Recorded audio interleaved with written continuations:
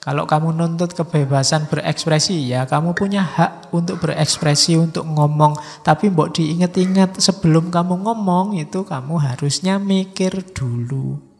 Jarang yang fokus ke bebas mikirnya. Padahal yang lebih penting kan mikir.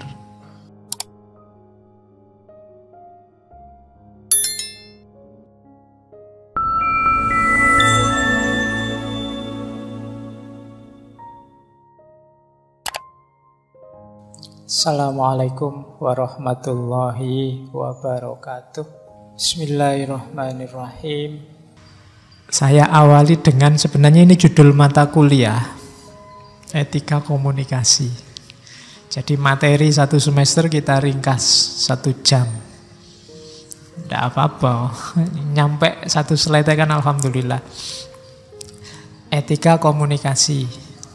Ya sebenarnya kalau pakai istilah etika komunikasi kan rasanya sangat kampus.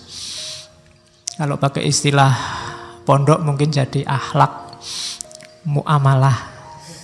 Nah, sebenarnya akhlak itu ya hubungannya sama orang lain kan, dan itu pasti sifatnya komunikatif.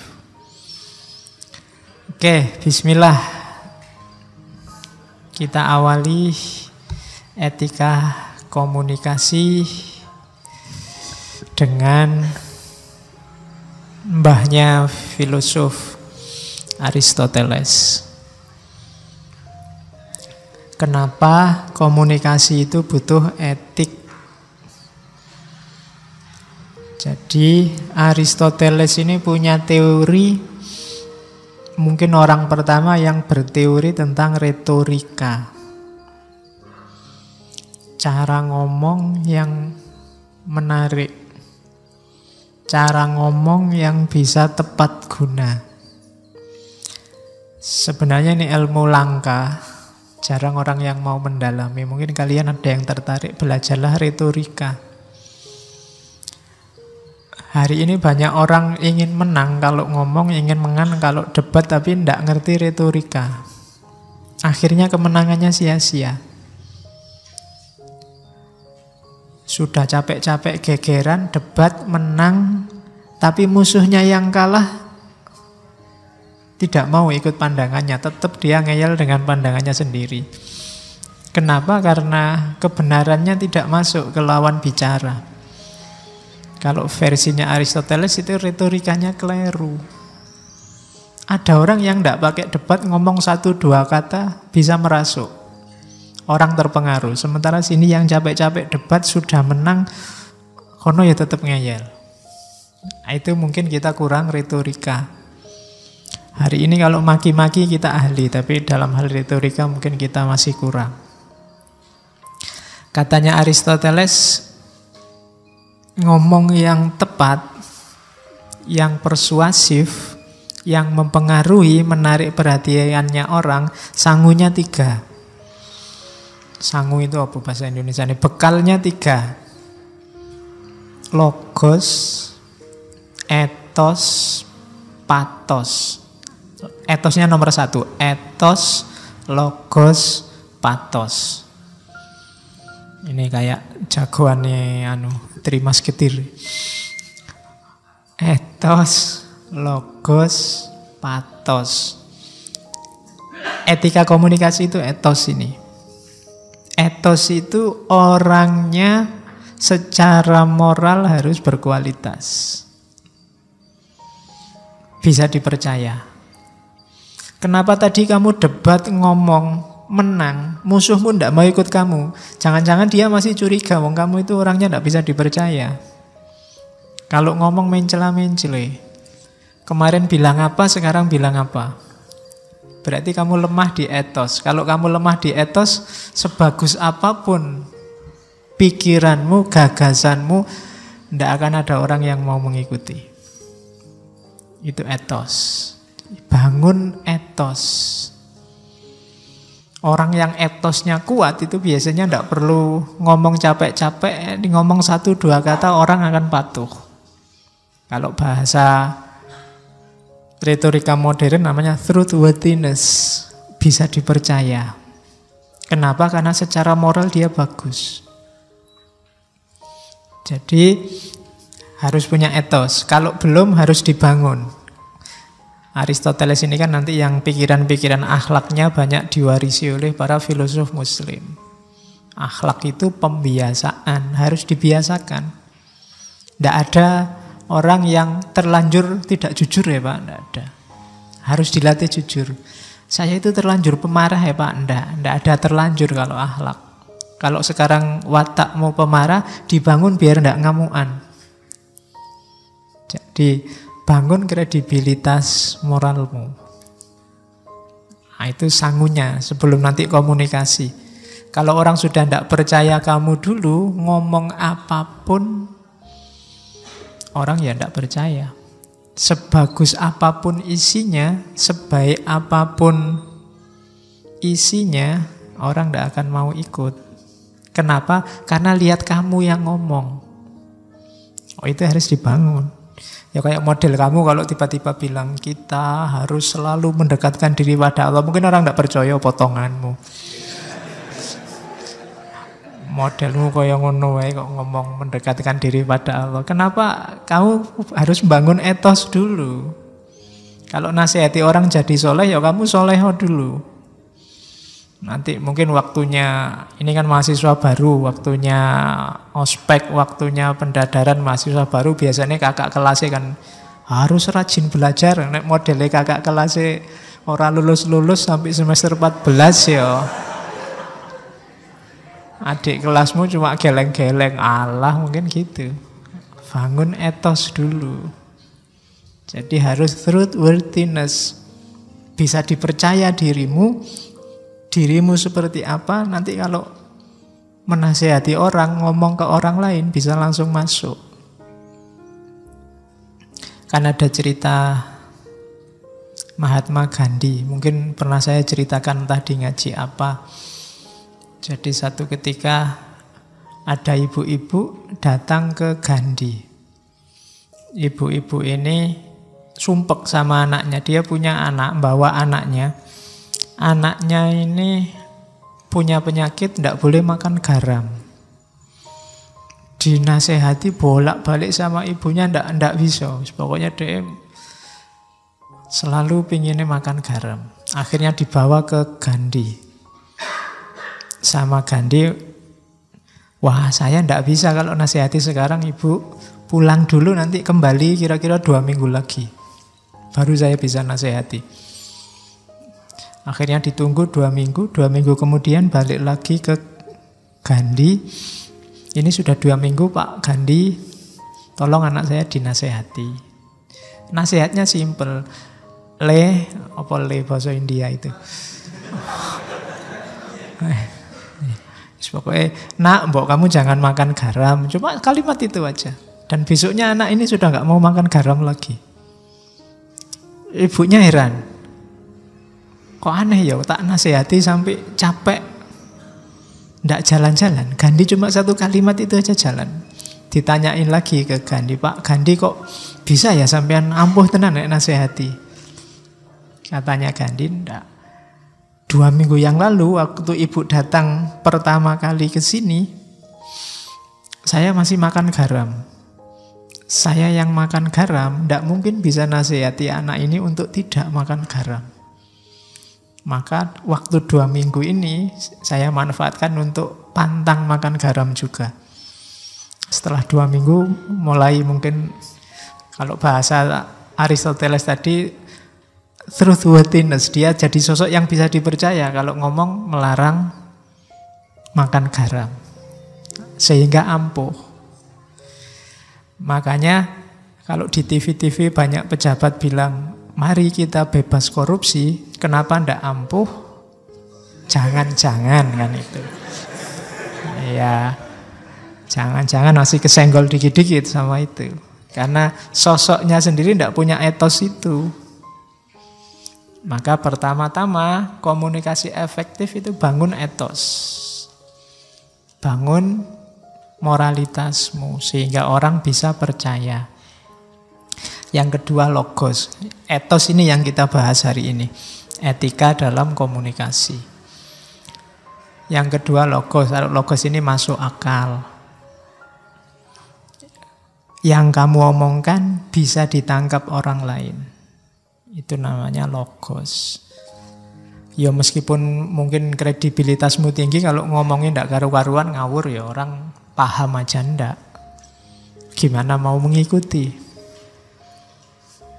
Dan yang terakhir patos. Patos itu emosi.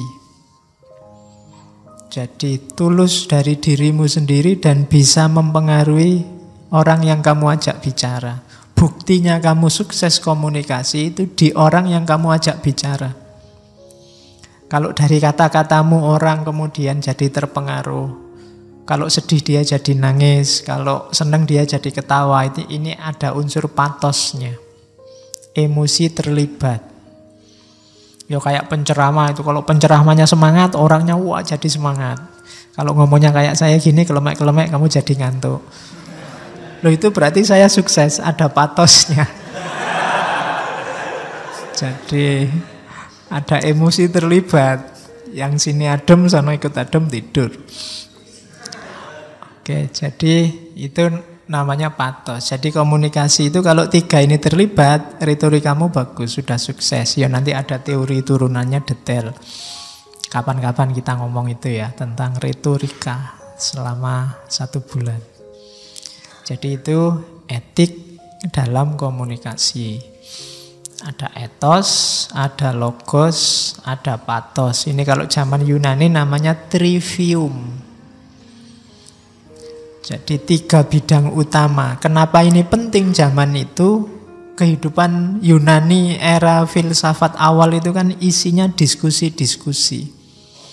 Orang saling bertukar pikiran, saling mengadu pandangan. Maka dibutuhkan 3 ini.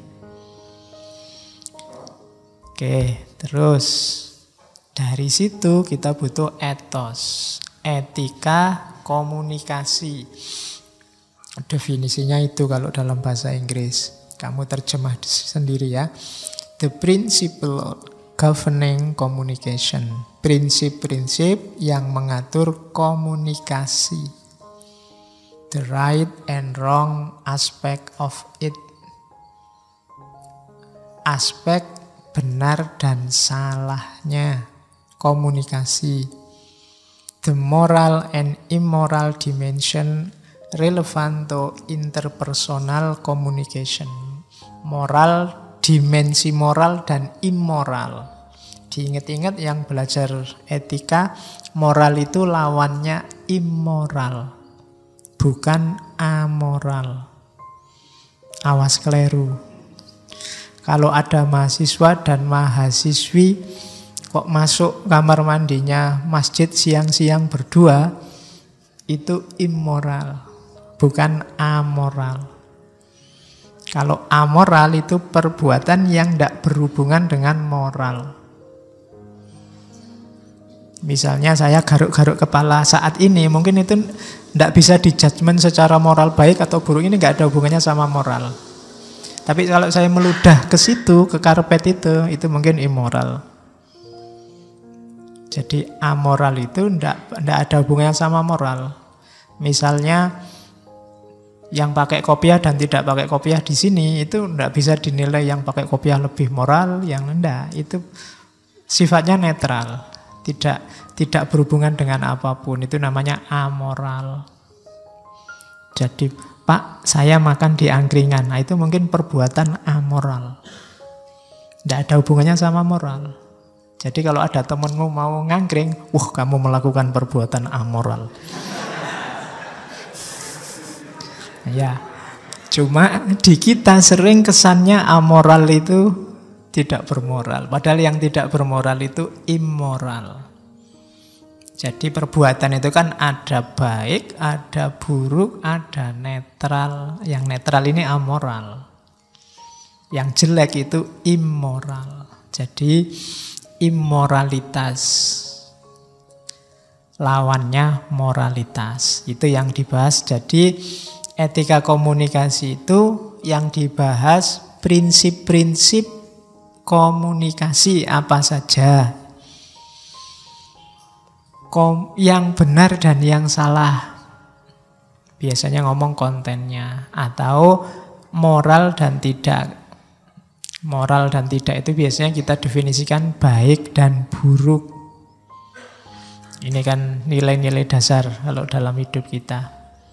Benar, salah, baik, buruk. Ada lagi sebenarnya yang ketiga nanti. Nilai estetik. Kalau komunikasi nanti isinya pantas atau ndak pantas. Ada sesuatu itu ya benar, ya baik, tapi ndak pantas. Ndak pantas itu ya ndak selayaknya. Biasanya sifatnya lokal. Jadi ndak pantas itu biasanya ada harmoni yang ndak pas, terkacaukan. Nah, itu levelnya namanya estetik. Kalau baik buruk namanya levelnya etik. Kalau benar salah biasanya yang paling utama levelnya logik. Jadi ngomong itu ya ngomonglah yang benar, jangan yang salah, dengan cara yang baik dan pantas. Oke, kalau pantas itu ya harmonis, cocok, sesuai. Nah, etika komunikasi ngomong itu. Jadi setiap orang pasti berkomunikasi karena setiap orang makhluk sosial. Cuma komunikasi harus belajar teorinya. Makanya ada etika komunikasi. Oke, dilanjut. Nah, ini dasar teorinya dulu. Ini pelan-pelan belajar etika. Jadi hidup ini paling dasar itu belief. Jadi justru dalam hidup kita itu yang paling mendasari hidup kita itu apa yang kita percaya dan yang tidak kita percaya. Dari belief nanti berkembang jadi nilai-nilai. Nilai itu contohnya perdamaian, persaudaraan, keadilan, itu kan nilai. Jadi yang paling dasar akarnya itu belief.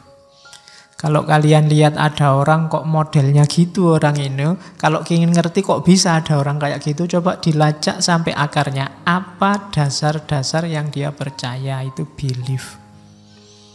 Dari situ nanti lahir nilai. Hidup kita itu yang penting damai, sejahtera, aman. Nah, ini nilai. Apapun boleh terjadi, yang penting adil dan tidak ada penindasan. Ini nilai. Nilai nanti diterjemahkan dalam norma. Norma itu bahasa lainnya mungkin dekat ke aturan. Kalau tadi kan masih prinsip nilai itu, kalau ini aturan. Kalau dalam belajar etika, aturan itu ada dua, norma itu ada dua, ada yang umum, ada yang khusus. Yang umum ada tiga, kalau kuliah tenanan ini. Ya, norma umum itu ada tiga, yaitu hukum, moral atau etika, dan kesusilaan atau etiket. Prinsip-prinsip tadi diterjemahkan dalam hidup sehari-hari. Kalau kesadarannya orang masih rendah, biasanya pakai hukum. Dibikin undang-undang, dibikin aturan, dibikin KUHP. Demi apa? Mewujudkan prinsip-prinsip tadi dari belief yang dipercaya. Jadi hukum itu untuk menerjemahkan nilai yang dipercaya untuk ngatur masyarakat. Misalnya ingin keadilan, ya dirumuskan hukum untuk menata agar hidup ini jadi adil. Ada etiknya, kalau ini moral batinnya, sikap batinnya. Itu biasanya moral. Kalau orang sadar, orangnya sudah punya kesadaran hukum yang tinggi, biasanya masuknya level etik, moral, nggak perlu diperintah, nggak perlu diancam, sudah jalan karena dia sudah sadar, moralnya sudah bagus. Ada lagi etiket. Etiket itu kesusilaan. Bedanya etika sama etiket, misalnya menghargai orang tua itu moral, cium tangan itu kesusilaan. Itu etika sama etiket. Jadi peduli sama yang lain itu etika, nyumbang ngasih sedekah itu etiket. Kesusilaannya katanya peduli kan gitu. Peduli sama pacar itu etika, apel malam minggu itu etiket. Nah, ya. Jadi dua-duanya penting. Karena kalau salah satu tidak ada, ya kalau hanya etika saja tidak diterjemahkan secara real dalam realitas, tidak ada etiketnya, ya tidak ada gunanya, omong kosong. Atau etiket saja tidak ada nilai yang dia perjuangkan, tidak ada moralnya, ya kebalikannya, sia-sia. Kayak sholat itu loh, sholat itu ya fisik, syarat dan rukunnya ya ada khusyuknya, batin yang nyambung sama Allah. Kalau hanya dapat fisik saja namanya olahraga. Kalau khusyuk saja tapi tidak ada aktivitas syarat dan rukunnya, ya namanya kebatinan. Jadi dua-duanya tidak utuh. Untuk utuh ya ada lahirnya, ada batinnya. Kalau masih belum beres dua ini, dipaksa sama alat namanya hukum. Itu namanya norma. Nah, ada yang khusus. Kalau norma yang khusus itu setiap bidang punya. Kode etik mahasiswa itu norma khusus. Etika profesi itu norma khusus. Etika kedokteran itu norma khusus. Jadi yang tidak kelihatan dalam hidup kita ada belief, ada values, ada norms. Ini nanti yang lahir jadi attitude dan behavior. Ini dalam bahasa Inggris dua hal yang berbeda antara attitude sama behavior. Kalau behavior itu sudah watak.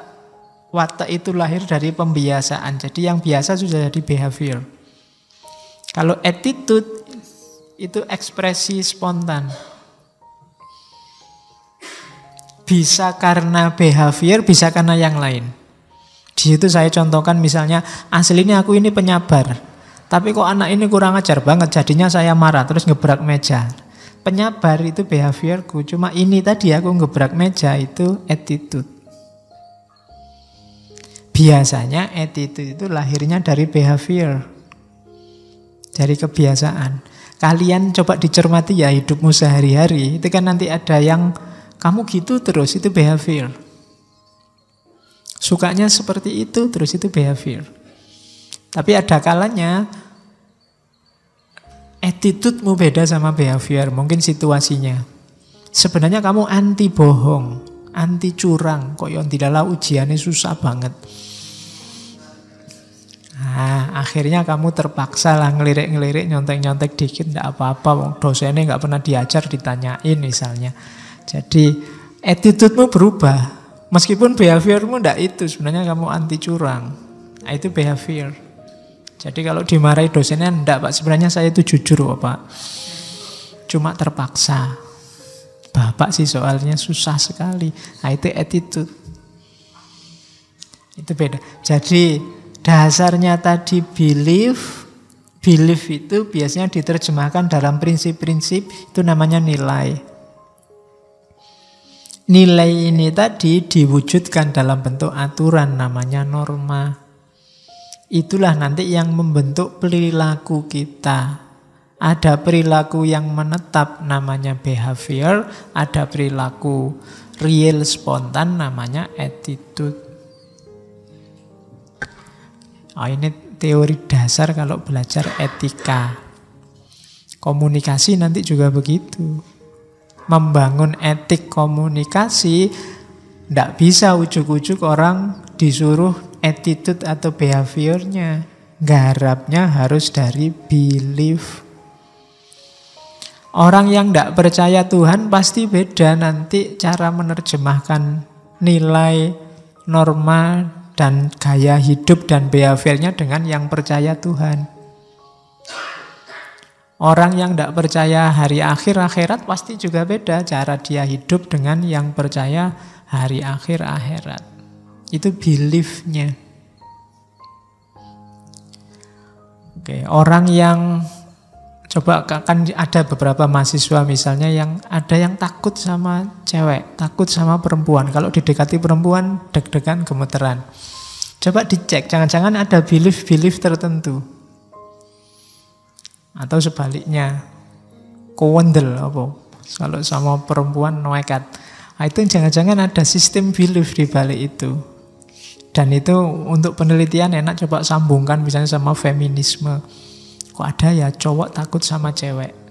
Jangan-jangan takutnya bukan karena dia memang anti cewek, cuma ada stereotip pandangan yang negatif tentang perempuan. Misalnya perempuan itu bikin susah, perempuan itu cerewet, perempuan itu jangan-jangan begitu.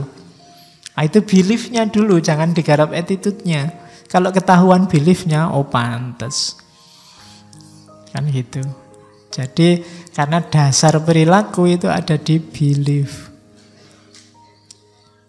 Kenapa sih kok kalau orang barat misalnya, kalau anak muda ngomong sama orang tua, itu yang muda tetap harus menatap wajahnya.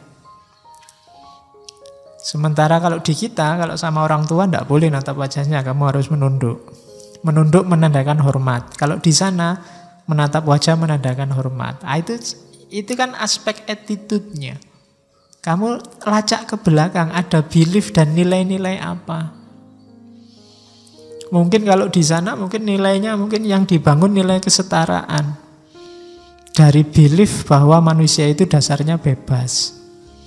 Sementara mungkin di kita belief-nya itu manusia itu hierarkis. Ada level. Ada yang perlu dihormati kelas tinggi, ada yang mungkin begitu. Dari situ lahir nilai-nilai. Mungkin ketertiban.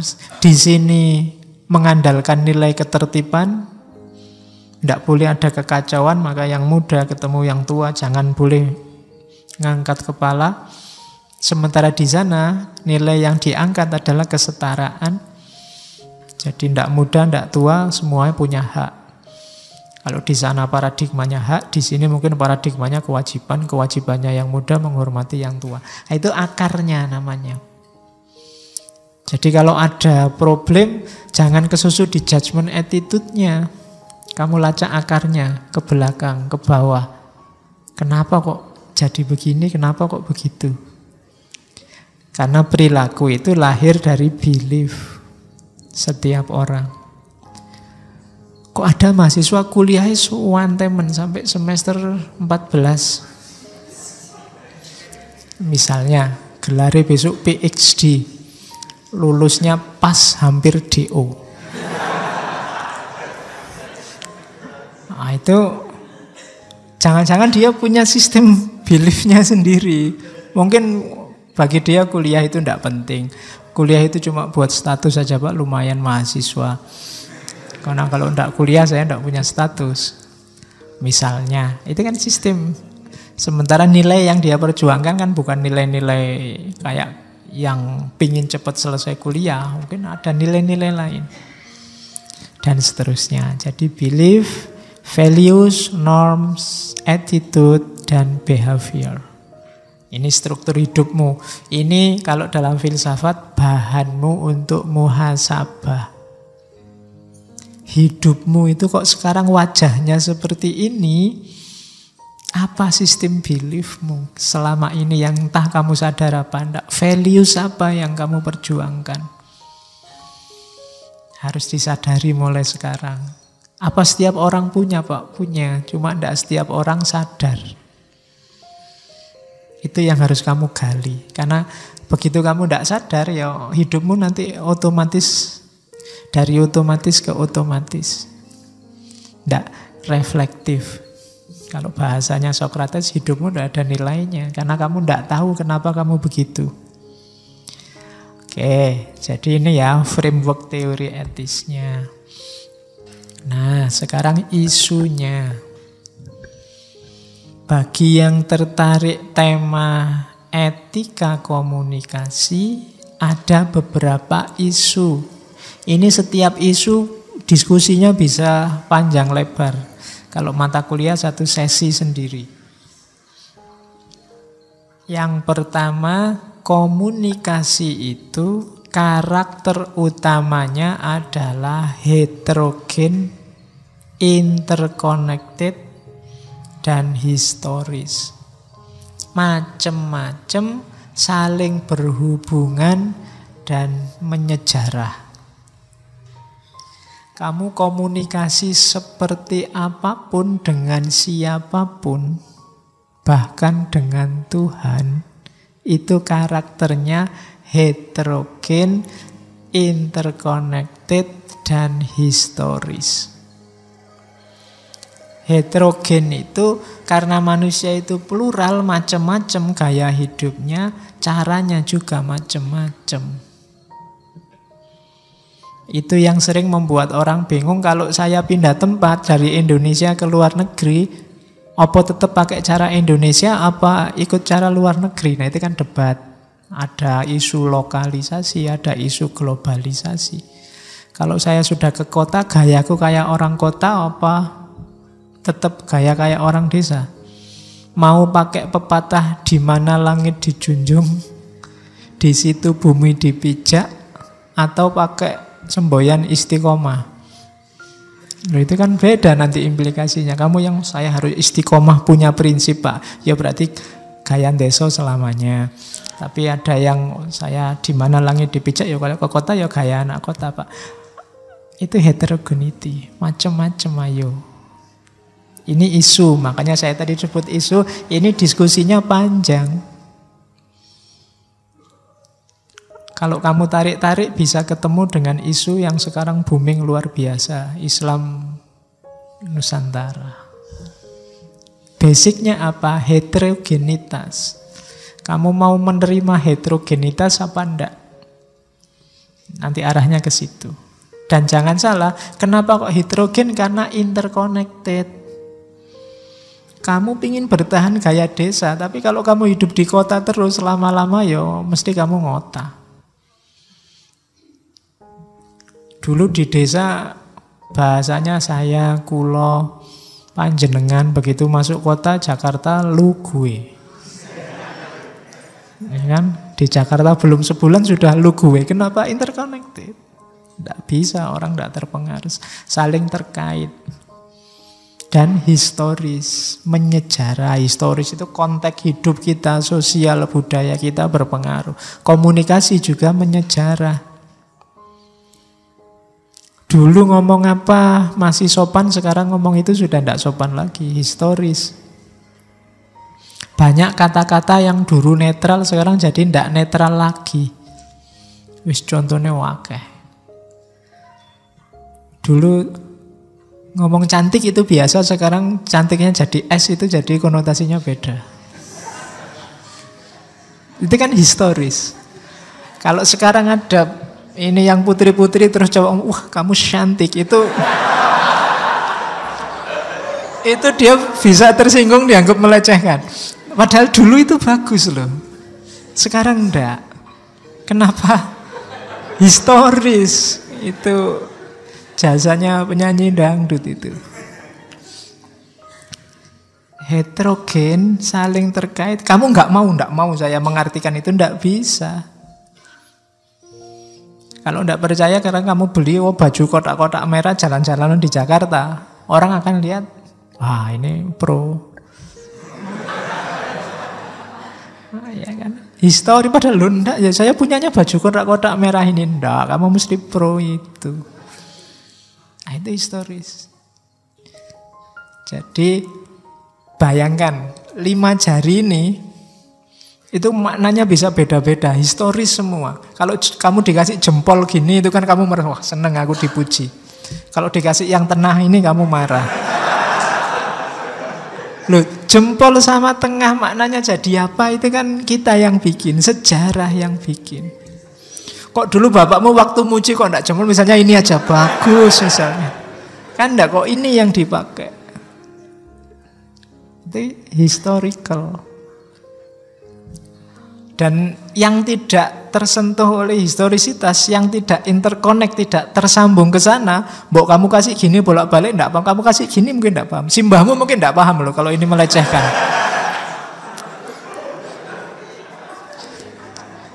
Kenapa dia enggak interconnect? Enggak bisa komunikasi, tapi kalau interconnect nyambung bisa. Gitu loh. Yo kamu pulang kampung simbahmu, mbah itu cantik, enggak iso. Mbahmu enggak paham. Mbahmu seneng kamu sebut gitu. Konteksnya beda. Jadi ini general issues. Nanti kamu bisa tarik kemana-mana. Bahwa komunikasi itu heterogen, interconnect, dan historis. Yang kedua, problem kedua adalah problem integritas. Itu ada kata-kata truth, truthfulness, dan trust. Truth itu kebenaran. Truthful itu apa? Orangnya. Jadi truthfulness itu orang yang benar. Dan trust itu kepercayaan. Truth itu sifatnya objektif, truthful itu subjektif, trust itu sifatnya sosial.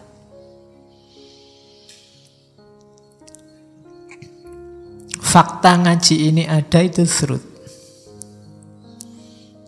Truthful itu mungkin kamu percaya saya, karena saya kamu anggap truthful, bisa dipercaya.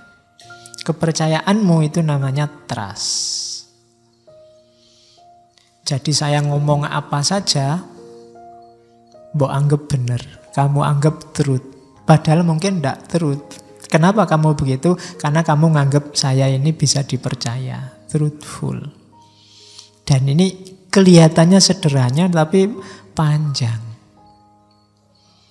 Pembahasannya yang disebut kebenaran itu apa? Syarat-syaratnya orang bisa dipercaya apa? Trust itu apa dan bagaimana? Ini isu-isu dalam komunikasi. Kalau ada warga negara patuh sama presidennya, itu trust apa truth? Itu dia percaya apa terpaksa? Dan seterusnya. Itu dari sisi integritas, ada diskusi itu.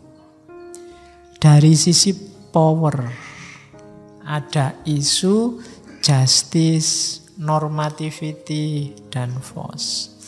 Dalam komunikasi itu ada isu tentang justice, keadilan. Ketika presiden ngomong apa terus rakyatnya harus patuh, itu isu-isunya mesti hubungannya sama keadilan. Norma di tengah masyarakat yang jadi landasan komunikasi. Orang boleh ngomong apa, enggak boleh ngomong apa, itu kan ngomong. Atau force. Orang ngomongnya ngawur, kemudian polisi ikut turun tangan. Kamu nyebar foto apa, terus kan ada yang kasus orang edit foto, terus sekarang urusannya sama polisi. Itu kan false mind. Kenapa false mind? Karena ada normativitas yang ketabrak. Dan dirasa ada ketidakadilan. Nah, itu isu-isu power. Isu-isu yang berhubungan dengan powernya komunikasi. Orang yang punya kekuatan keadilan, kekuatan norma, ada force, kekuatan fisik, biasanya ada pengaruhnya dalam komunikasi. Kayak kamu kalau ketemu polisi kan ya rada merinding. Polisi dada gini aja kan kamu tidak berani bantah. Karena apa? Dia punya force, kamu tidak punya force. Sama kayak dosen. Kamu ngomong dosennya dehem aja kan kamu takut. Kenapa? Dosennya punya force, kamu tidak punya. Kamu kan tidak berani, Pak, kesetaraan Pak. Dosennya dehem terus saya juga dehem. Juga.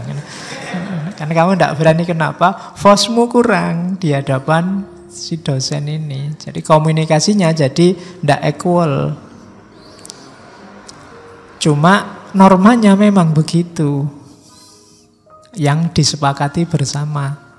Kecuali sejak awal mungkin dosennya kita adil ya. Kalau saya dehem, kamu boleh dehem. Kalau saya itu ada kesepakatan baru. Normanya berarti ganti.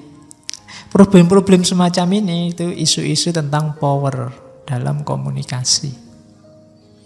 Itu juga jadi masalah kalau nanti membahas ethic of communication.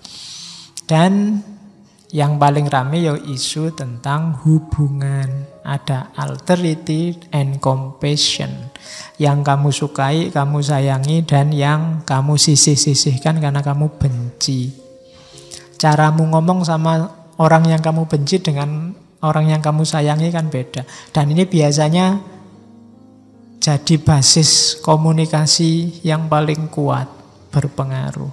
Kalau kamu ngomong sama siapa itu kan kualifikasi pertama yang kamu tanyakan pada dirimu itu kan compassion apa alterity. Ini orang ini saya suka apa enggak suka. Kalau kamu punya teman 5 misalnya, itu kan kamu punya persepsi sendiri tentang 5 orang ini. Kalau ini saya sangat suka, kalau ini enggak terlalu suka, kalau ini biasa aja, kalau ini aku bencinya luar biasa, kalau ini enggak tak pikir tak cuekin. Itu kan derajat alterity and compassion. Itu kan juga masalah dalam komunikasi. Sama orang yang kamu sayangi, kamu puja-puja, salahnya kamu tutup-tutupi. Sama orang yang kamu benci, salahnya kamu ungkap-ungkap, baiknya kamu tutup-tutupi. Nah, itu problem komunikasi. Problem relation. Makanya hari ini di medsos, setiap kali ada orang posting yang isinya ngomentari orang siapapun dia, ceklah relation. Dia ini siapa, berpihaknya kemana, yang diomongkan siapa. Isu itu isinya nggak akan jauh dari itu.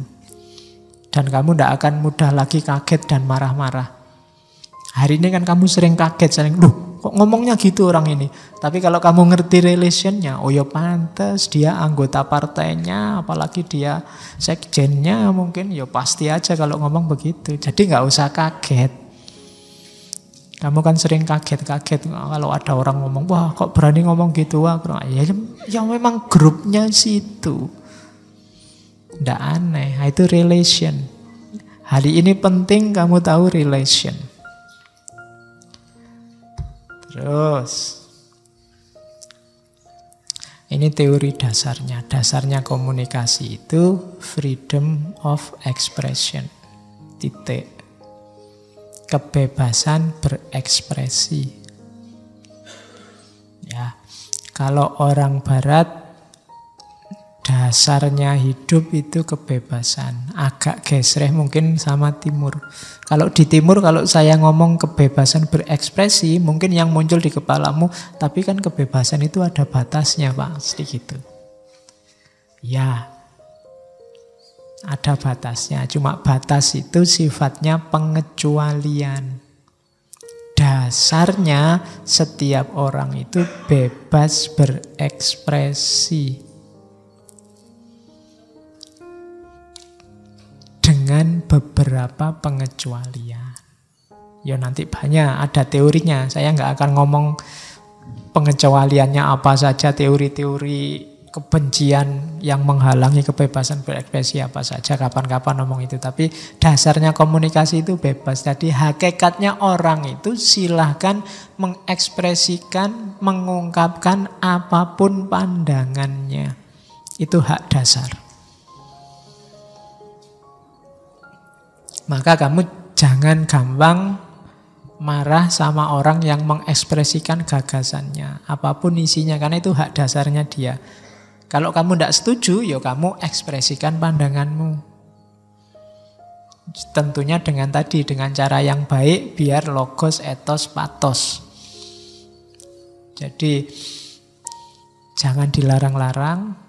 Silahkan kamu ngomong, ungkapkan pendapatmu. Kalau pendapatmu ngawur, tidak karu-karuan, aku juga akan ungkapkan pendapatku untuk ngoreksi pendapatmu, tidak apa-apa.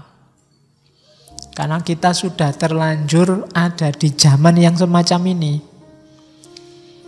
Tidak bisa kan tiba-tiba diberangus semua, misalnya. Sudah tidak mungkin lagi, wis kadung. Pemerintah itu blokiri konten-konten tidak beres itu, yang diblokir 1.000, yang baru 10.000. Sejak tahun berapa, puluhan tahun yang lalu kan sudah mulai blokir konten-konten pornografi. Itu ternyata Antara yang diblokir sama yang baru itu. Bahkan yang diblokir itu sekarang ganti nama, ganti itu kan. Dan kalian ngerti, saya juga ngerti. Iya. Sak pinter-pintere sing blokir, sik pinter sing bobol. Oke. Jadi situasinya sudah begitu. Jadi makanya kita tidak bisa menghindar. Oke, yo nanti ada pengecualian-pengecualian. Jangan khawatir. Kenapa? Karena freedom of expression itu right dan sekaligus responsibility. Jangan dilarang orang mengekspresikan dirinya, tapi dia harus juga bertanggung jawab.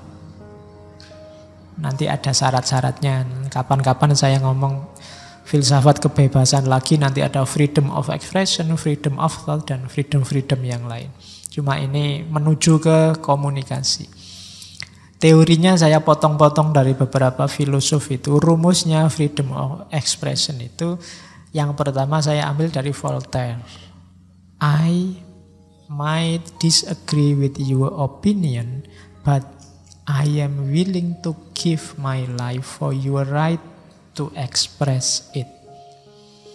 Mungkin aku tidak setuju dengan pandanganmu, tapi aku akan berjuang mati-matian untuk membela hakmu menyatakan pandanganmu itu. Jadi itu Voltaire. Hari ini banyak mungkin orang yang tidak kamu setujui pendapatnya, tapi dia mau ngomong aja sudah kamu bantah. Itu berarti apa? Kamu menghalangi haknya untuk bebas berekspresi. Katanya Voltaire, enggak. Saya mungkin tidak setuju, tapi hakmu untuk ngomong akan saya bela mati-matian. Nah, itu Voltaire. Jadi karena bukan urusan isi yang diomong apa, tapi dia punya hak untuk ngomong. Maka harus aku bela, meskipun aku tidak setuju isinya. Ya nanti itu urusan yang berbeda antara kesetujuanku dengan isi omonganmu dengan hakmu untuk ngomong. Itu dua hal yang berbeda. Mungkin ada 1-2 politikus birokrat kita yang sering ngomong dan kamu mewangkel luar biasa tiap dia ngomong. Tapi yo monggo itu haknya dia untuk berekspresi. Meskipun kamu tidak setuju, monggo ngomong. Oh, tapi saya juga akan menggunakan hakmu untuk membantah kalau aku tidak cocok. Itu juga hakku. Jadi jangan halangi haknya orang lain meskipun kamu tidak setuju dengan isi pikirannya, isi gagasannya. Yang kedua dari Noam Chomsky. Saya lupa tokoh ini pernah saya angkat apa belum. Kalau belum kapan-kapan kita angkat. Termasuk neo-Marxis. If we don't believe in freedom of expression for people we despise, we don't believe in it at all. Katanya Chomsky, kalau kita tidak percaya kebebasan berekspresi yang dimiliki oleh orang-orang yang kita benci, yang kita singkirkan, itu sama saja kita tidak percaya dengan kebebasan berekspresi semuanya. Kita kan sering tidak fair. Untuk diri sendiri bebas berekspresi, untuk orang lain jangan, itu aliran sesat, jangan boleh ngomong, jangan boleh. Itu katanya Chomsky, ya kalau separuh-separuh pilih-pilih gitu ya intinya ya sama, kita tidak menghargai kebebasan berekspresi. Ekspresikan, kalau salah ya tak ingatkan. Kalau keliru dan menurutku sesat ya tak nyatakan bahwa kamu sesat, tapi suaramu tidak tak bungkem, kamu punya hak ngomong. Nah itu maunya Chomsky. Karena kalau kita pilih-pilih, lah kok kamu dok yang boleh ngomong, dia menurutmu nggak boleh ngomong, berarti tidak adil. Ya saya bilang tadi, karena basis nilainya yang diperjuangkan kayak Chomsky ini kan beda. Orang menghargai pluralitas, setiap suara punya hak untuk ngomong. Tapi kan itu sesat Pak, lu sesat menurutmu, menurut dia kamu yang sesat. Kenapa? Ya karena dia punya pandangan yang berbeda. Di kita misalnya ya, kalau Muslim ya Sunni yang benar, Syiah yang sesat. Tapi kalau kamu ke Iran, ya Syiah yang benar. Dan itu wajar biasa. Tapi kan Syiah sesat, Pak. Ya menurutmu, menurut orang Syiah kamu yang sesat. Kok bisa begitu, Pak? Ya makanya kamu ikut Sunni karena menurutmu Sunni yang benar kan gitu. Menurut mereka Syiah yang benar, simpel sebenarnya urusannya. Cuma kamu yang suka manjang-manjangin. Jadi ruwet. Kalau ada orang ngomong Syiah itu sesat, ya mesti wae wong dhek bukan orang Syiah. Kalau dia ndak Syiah kok bilang Syiah ndak sesat, itu loh. Malah aneh, ndak apa-apa orang bilang Syiah sesat. Yang ndak boleh apa? Kayak tadi, merampas haknya orang lain. Menghalangi haknya orang lain. Kamu anggap agama lain itu keliru, ya pasti. Makanya kamu jadi orang Muslim. Ndak masalah. Sama orang agama lain juga nganggap kamu keliru. Ya masing-masing punya tadi interkoneksi, keterkaitan sendiri, punya sejarah sendiri, punya keragaman sendiri. Jadi itulah kenyataannya. Maka problemnya adalah sekarang ya sudah sesat benar urusannya sendiri-sendiri. Sekarang ngaturnya gimana wong kita ini hidup bersama. Itulah antara lain ada freedom of expression. Ada banyak aturan-aturan, norma-norma sosial yang harus disepakati bersama. Karena kalau tidak, isinya cuma tawuran. Maka orang butuh aturan. Jadi rumus kedua dari Chomsky. Rumus ketiga dari Kierkegaard. Kalau ini agak kritis, kalau Kierkegaard itu. Ya benar orang itu punya freedom of expression. Tapi katanya Kierkegaard, people demand freedom of speech as a compensation for the freedom of thought. Jadi orang-orang itu kok seneng sih menuntut freedom of expression, freedom of speech. Ternyata kenapa orang kok suka ngomong? Karena mereka males mikir.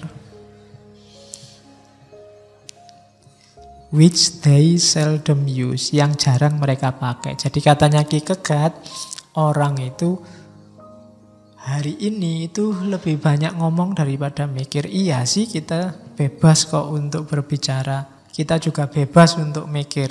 Tapi hari ini orang lebih fokus ke bebas bicaranya. Jarang yang fokus ke bebas mikirnya. Padahal yang lebih penting kan mikir. Itu sindirannya Kierkegaard. Jadi banyak orang hari ini ngomong dulu mikir belakangan. Sudah ngomong banyak ternyata keliru semua. Kenapa? Mikirnya belum. Nanti belakangan baru iya ya gitu. Kenapa? Tadi tidak mikir dulu. Ngomong dulu, mikir belakangan. Katanya Kierkegaard yang they seldom use, jarang dipakai mikir itu. Manusia modern yang dikritik oleh Kierkegaard. Jadi iya, kalau kamu nuntut kebebasan berekspresi, ya kamu punya hak untuk berekspresi, untuk ngomong. Tapi mbok diingat-ingat sebelum kamu ngomong itu kamu harusnya mikir dulu. Ini yang jarang dipakai. Terakhir pedoman dari Einstein. Katanya Einstein, laws alone cannot secure freedom of expression. In order that every man present his views without penalty, there must be spirit of tolerance in the entire population. Freedom of expression ini,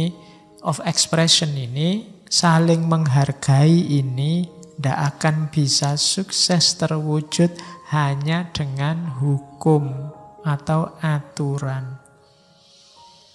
Yang diperlukan, katanya Einstein, spirit of tolerance, semangat toleransi di semua lapisan masyarakat. Kenapa ada kata-kata entire population? Karena